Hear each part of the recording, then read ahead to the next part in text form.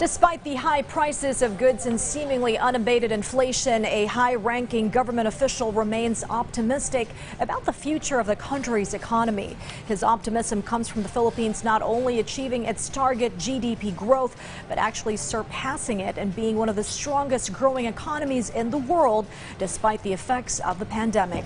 Luisa Erispe has the full details.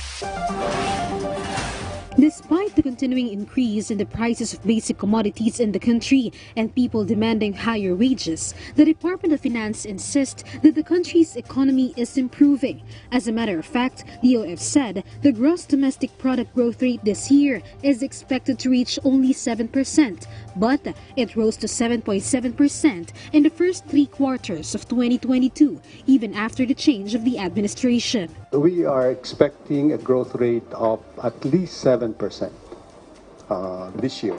Okay, it might slow down maybe to 6.5, but that's still one of the strongest growth rates in the world. While the growth rate is increasing and the inflation will gradually slow down and prices of goods will lower eventually, the Finance Department says their target is to reach the GDP growth rate to 8%. Their solution is the fiscal framework with an 8-point socio-economic agenda that includes short, mid, and long-term effects on the economy.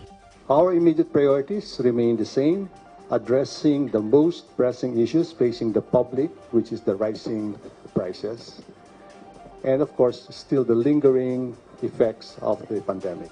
Even the tax revenue collection may reach the pre-pandemic levels or even exceed it. This will help in giving subsidies, especially to the Agriculture Department, which will help boost the economy. In the first 10 months of the year, the total tax revenue collection is 2.9 trillion pesos. This is 18.3% higher compared to last year, and this is 89% from this year's target tax revenue. The unemployment rate also decreased. These are proofs that the economic recovery in the country is brightly improving.